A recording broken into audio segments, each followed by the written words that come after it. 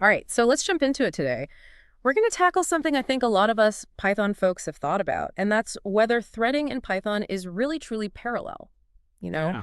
you sent in an article, it's called Is Threading in Python Parallel? Learn Python Stuffs with ChatGPT T-Tag 2. And I Yeah. think that's a really great question. I think we should unpack this a little bit. Yeah, it is a really great question, and one that honestly a lot of people get wrong. And when you understand the difference, it's really an aha moment. And the truth is, threading in Python is actually not parallel, it's concurrent. Concurrent, not parallel. Huh. Right. Okay, so I'll admit I always kind of use those terms interchangeably. Yeah, a lot of people do.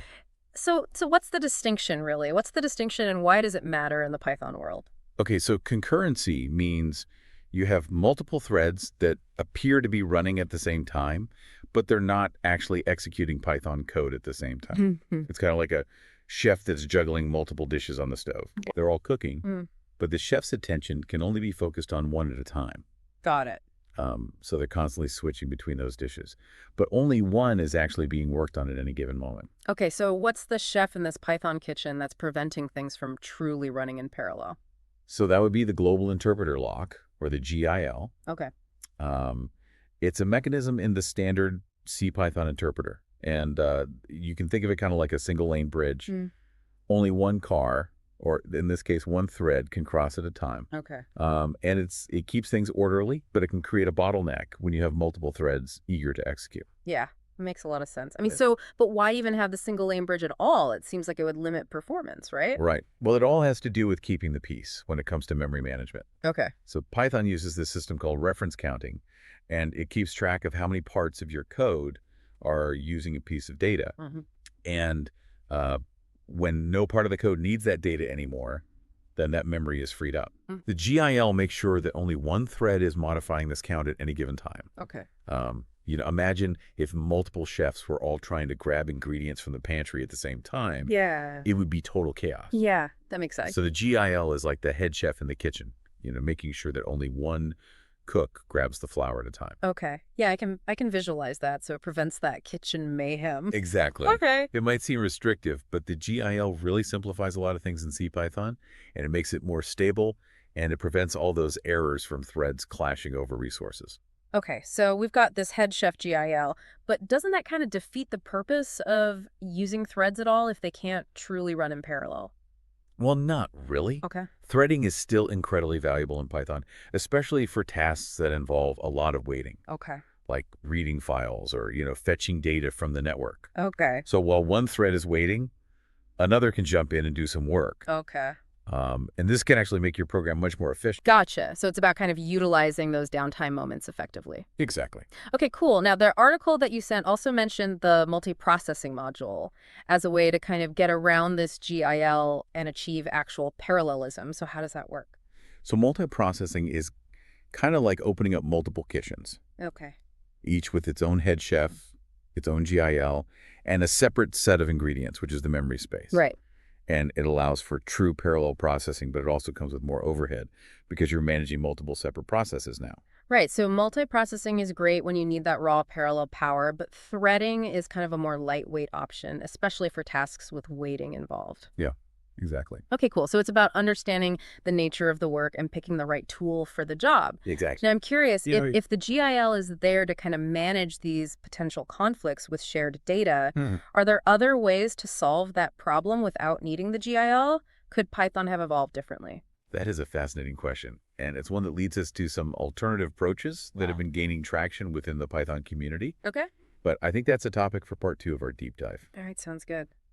Okay, so we left off talking about, are there other ways to kind of handle this shared data in Python, maybe even without a GIL? So what's out there? What's out there beyond, threading and multiprocessing?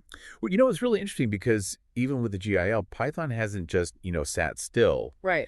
There's been a lot of innovation around different ways to handle concurrency. And one that's really kind of taken off is Asyncio. Asyncio. Okay, I've heard that term thrown around. Sounds kind of sci-fi. Break it down for me. What is that, and how is it different from the threading that we've been talking about? Yeah. So you can think of Asyncio as a way to write concurrent code Yeah. using these things called coroutines. Okay. And you can think of those as super lightweight threads. Okay. that can kind of gracefully pause their execution and let other coroutines take the stage. And unlike threads that are managed by the operating system, these coroutines are actually orchestrated within your Python program itself. So it's like a well-choreographed dance where each coroutine knows when to step forward and when to yield to another one, Exactly. all within the confines of this GIL. Exactly. And this cooperative multitasking, Yeah.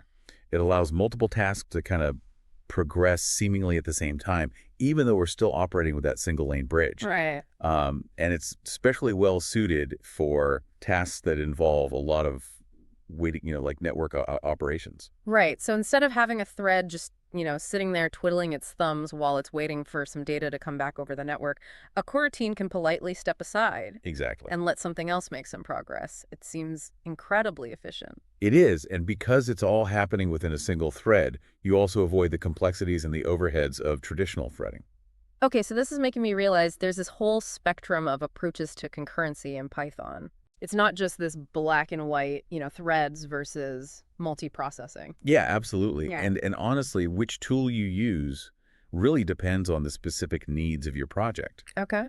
If you're dealing with CPU-bound tasks that need that raw parallel power, Yeah. then multiprocessing is definitely the way to go. Right. But for I/O-bound tasks where there's a lot of waiting, Yeah. threading or asyncio can be incredibly effective. So it's about understanding the nature of the work that your program's doing and then picking the right tool Exactly. for the job. Okay, now going back to your earlier point about, alternative ways of handling shared data, Mhm. did any of those paths involve getting rid of the GIL altogether? That's a question that's been debated for years. Yeah. Within the Python community, there have been attempts to remove the GIL Okay. or create alternative implementations of Python without it. Okay. And what were the outcomes of those? Were they successful? Well, it turned out to be a lot trickier than maybe people initially thought. Removing the GIL often led to performance regressions in single-threaded code, Oh, interesting. which, is still the most common use case for Python.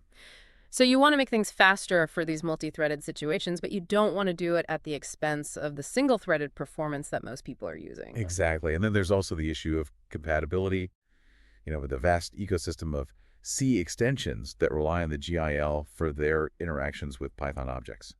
Wow. So it sounds like this GIL, despite, its limitations, is really deeply intertwined with how Python works and how people are using it. It is, but that doesn't mean that, the exploration has stopped. Right. There are still ongoing efforts to find creative solutions, things like more fine-grained locking mechanisms or even completely new interpreter implementations. So the future of concurrency in Python is still being written, which is pretty exciting. Yeah, it is. So this has been really eye-opening for me. We started with just this simple question about, threading in Python, and we've really unveiled this whole world of, different concurrency models and all these trade-offs and, ongoing innovations. Yeah, and it highlights that even these seemingly fundamental aspects of a language like Python, Yeah, they're constantly evolving. right. And it's really a reminder to always be curious, to dig deeper, and to really embrace the complexities that make programming, such a dynamic and fascinating field. Yeah, I couldn't agree more. Now, before we wrap up, I have one final question that's been kind of lingering in my mind. Okay. We've talked about threads and multiprocessing and even asyncio all running within the same program. Right. But what happens when we need to kind of coordinate tasks across different machines? Excellent question. That takes us into the realm of distributed computing where things get even more interesting. I have a feeling this deep dive is about to get even deeper. Mm. So we've explored this concurrency, within a single Python program. But now I'm wondering what happens when we need to go beyond a single machine. Mm. What's the world of distributed computing look like in Python? Yeah, that's when things get really interesting. When we talk about distributed computing, we're talking about coordinating tasks across multiple machines, often working together in a cluster. So instead of multiple cooks in one kitchen, we've got multiple kitchens with their own teams, Exactly. all working toward the common goal. Yeah, and Python has a whole bunch of tools and libraries that help with these distributed computing problems. One really popular approach is using this idea of message passing, where different machines communicate by sending messages back and forth. Message passing. So it's kind of like how we chat with friends online. Is it really that simple? The idea is pretty similar, actually. Libraries like MP4P give Python processes on different machines Hmm. a way to send, data and instructions to each other so they can cooperate on a bigger task. Okay, so it's like this network of kitchens all coordinating recipes and sharing ingredients. Exactly. And then Python also has these higher level frameworks like Dask that build on top of these lower level communication tools. And Dask lets you distribute data and computations across a whole cluster of machines, which makes it perfect for tasks involving these huge data sets or operations that need a lot of computing power. Yeah, this is amazing. We've gone from the GIL managing threads within a single program to coordinating tasks across entire clusters. It feels like we're moving up these levels of abstraction. You got it. And the amazing thing is that Python gives you this flexibility to work with concurrency at all these different scales, from managing individual threads to orchestrating these massive distributed computations. This deep dive has been quite a journey. We started with this seemingly basic question about threading, and we've uncovered this whole world of concepts and tools and trade-offs in concurrency and distributed computing. Yeah, it really shows you how even simple questions can lead to these really deep insights and help you appreciate the complexities and possibilities of a language like Python. It really has, and I feel like I have this whole new understanding of how Python can handle such a wide range of challenges. Thanks for joining me on this deep dive, and to all our listeners out there, keep exploring, keep asking those questions, and never stop learning. Absolutely. Until next time.